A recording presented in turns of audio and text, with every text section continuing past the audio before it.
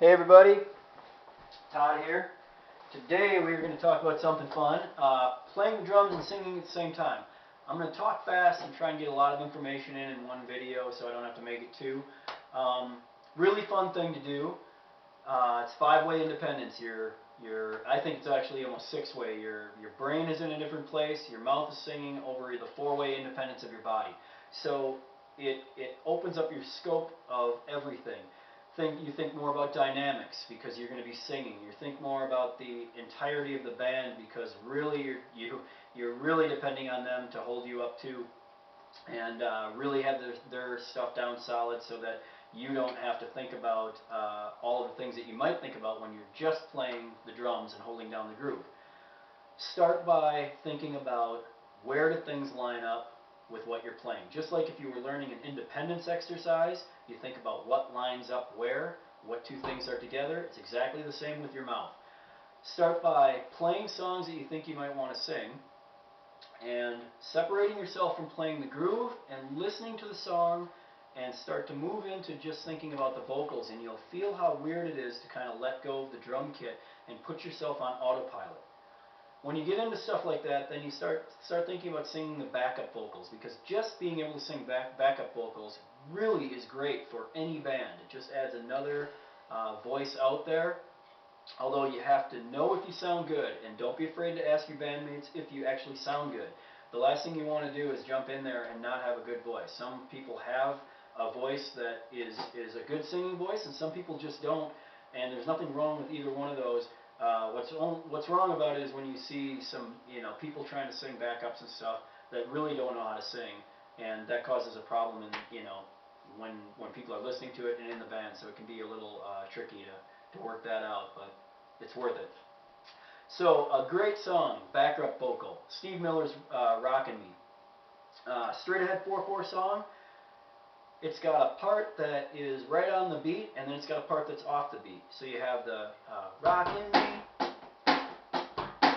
keep on rockin' me, baby, keep on rockin' me, baby, keep on rockin' me, baby, keep on rockin' me, rockin' me, rockin', baby, baby, baby, keep on rockin'. So that rockin' me, rockin' me, rockin'. If you're keeping the straight beat underneath it, that gets tricky. You can line that up a little more. You can put bass drum beats in there where maybe they wouldn't be in the song, which is nice on a simple straight ahead 4/4 song. So work out both of those, and then just get to the point where those wishy-washy parts where you can just sing them and play over a straight beat. Rockin' me, rockin' me, rockin' me, rockin' me, rockin' me, rockin' me, rockin' me, rockin' me, rockin' me. So you're just getting used to that feeling of your voice doing something different than what is underneath. There's loads and loads of songs out there that you can do that with. You can find your own. Once you get past those points and you're starting to get into actually singing songs, the way I take them apart is sort of line by line when I'm learning them. After I really know the groove and after I really know the song, I start to then sing it and see where I get tripped up, and see then again what lines up where and where should I put it.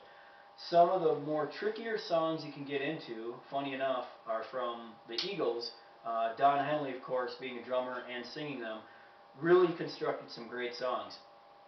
Some of the harder songs tended to have a groove underneath that stayed the same, and then he would sing on top of them. And they also had fills that started after a verse was being sung, and the fill ended before the verse was over. So you were really having to be independent with what he was having to be independent with what he did.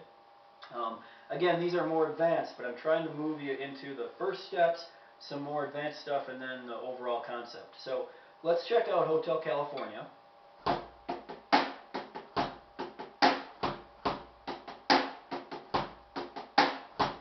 That's the groove that stays. Really simple groove if you're just going to play that through the song. When you're singing, it becomes pretty tough. On a dark desert highway, cool wind in my hair, warm smell of colitas rising up through the air. So even the vocal inflections in that song become tricky. That air, to keep that groove going, you'll feel it's just like learning, when you were first learning how to play a groove, how some things want to kind of fall over and follow other things when they shouldn't. Same concept, figure out what lines up. So, on a dark, right there, on a dark desert highway. So the desert high, on a dark desert highway. That lines up, know where to let the other things fall. Just practice it line by line, slow it way down, and work your way through the song. This is both an exercise to work on, even if you're never going to sing in a band, you're never going to do that, or an exercise that then takes you to the place where you can get there to singing. But either way, that understanding that independence frees your mind up, so you'll find you can be a better drummer when you're not singing, because you're able to focus more on other things. Those Shoes by the Eagles is another great song. Faster, it's got a repetitive bass line on the one hand and the four hand. So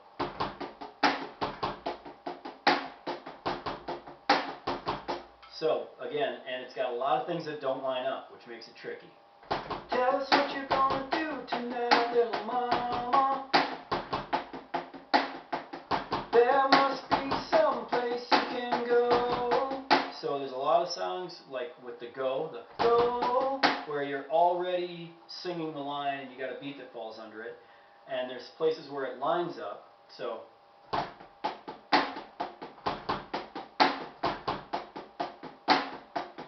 tell us what you're gonna do tonight, little mama. So you get the tell us what you're on the gonna, it lines up, but then nothing lines up for a little bit except just the hi-hat. So you end up relying on the hi-hat, but you really got to know grooves like that. So those are more advanced. You've got to really have those grooves down. You've got to know the words really well. Then that song has this other tricky part where the line is, once you started wearing those shoes, and the fill is really simple fill, right? But when you're singing those together, once you started wearing those shoes. So now the fill starts after you're singing. It continues, your voice continues after the fill, and then you got to go right back to the groove. Once you started wearing those shoes. So that's a really tricky one that really, you have to really have the fill down so you can play it without thinking about it. You got to be able to sing the line without thinking about it, and then you just need to practice the two together really slowly. Again, always thinking about where things line up. Everybody will find things that line up differently, but the more you do it, when you start doing this, there's a steep learning curve at the beginning, and then once you start to click over, you start to realize you can sing a lot more songs than you thought you could once you get going, especially the simple 4/4 songs. Then there's sort of other songs that are out there that are pretty interesting too, that are really worth checking out. Bob Schneider, a great singer-songwriter that writes a lot of songs, writes sort of old school funk with sort of old school type rap under 4/4 songs.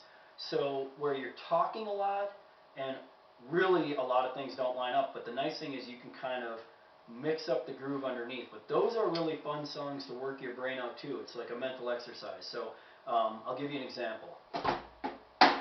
Woke up in a stupor, guess it's time to face a pooper. Sometimes I feel like Superman, sometimes I'm just recuperating. Yeah, yeah. My head is twisted in its cage, my mouth feels like a 20 gauge. I hope it's not a passing stage, my heart's not ready to page. So you get a lot of talk. Those are really good songs because they really stretch your mind. You have to just keep that groove going, really think about locking in your groove, and then singing over the top of it. Again, think about where things line up. Write the song out, have it in front of you so you can see it. Really know the groove. Play the groove while you're listening to the song, and then think about the song. Move yourself away from the drum kit. Think about the song while you're singing it, or think about the song while it's being sung.